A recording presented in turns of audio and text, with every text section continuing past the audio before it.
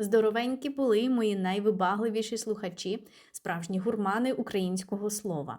Рада знову вітати вас на теренах нашого затишного аудіопростору. Сьогодні поговоримо про феномен, що за останні роки здійснив карколомне сальто-мортале з бабусиної скрині на світові подіуми – про вишиванку.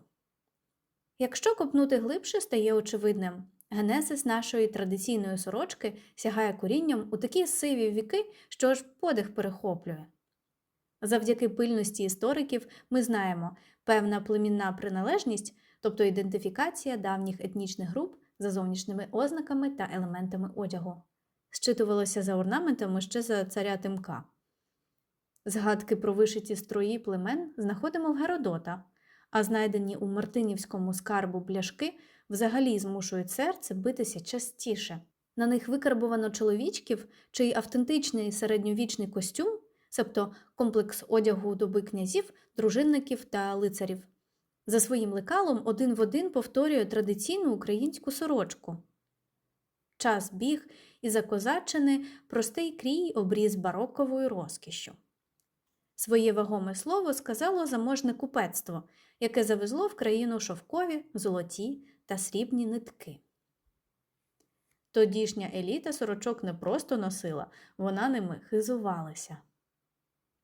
Справжня ж культурна революція вибухнула на зламі 19 і 20 століть, коли вишиванка почала рішуче переростати суто селянський побут, тобто замкнене і консервативне життя сільської спільноти. Каменем спотикання для тогочасних пуристів став Іван Франко, який без зайвих вагань натягнув народну сорочку під рафінований європейський піджак. Шок, подив, а потім шквал послідовників. Леся Українка, Володимир Винниченко, уся богема миттєво підхопила цей тренд, маркуючи свою українськість у міському просторі. Радянська доба закрутила ще той сюжет. У 20-х роках, прагнучи завоювати прихильність мас, Кремлем запускається так звана політика українізації.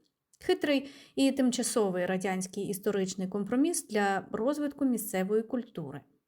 Тоді у вишиванки вбралися навіть запеклі партійні керівники, вища номенклатурна радянська верхівка, радянські чиновники.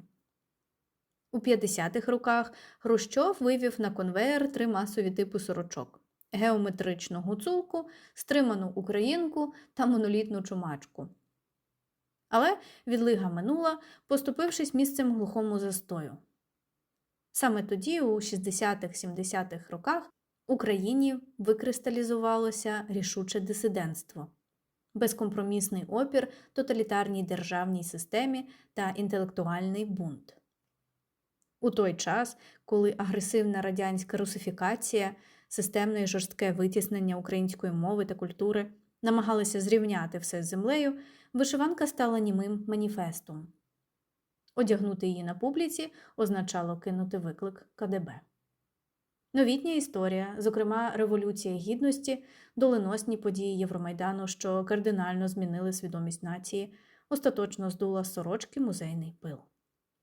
Сьогодні на передовій народжується унікальний феномен – мілітарі-вишиванка, тобто сучасна сорочка захисного кольору хакі з тактичними елементами, де у візерунки вшивають групи крові. Це більше не забаганка етнографів, це наш генезис та код, метафоричне визначення суті нації, що передається через покоління. Не дивно, що Всесвітній день вишиванки у травні святкують саме в будні, аби довести, що ця традиція пульсує в наших жилах щодня, а не припадає пилом на полицях. Як ви вважаєте, чи не нівелює поява мілітарі-вишиванок первинну сакральну та оберегову функцію традиційного орнаменту? Чекаю на ваші коментарі, палкі, критичні, будь-які. Тримаємося свого берега. До зустрічі в ефірі. Па-па!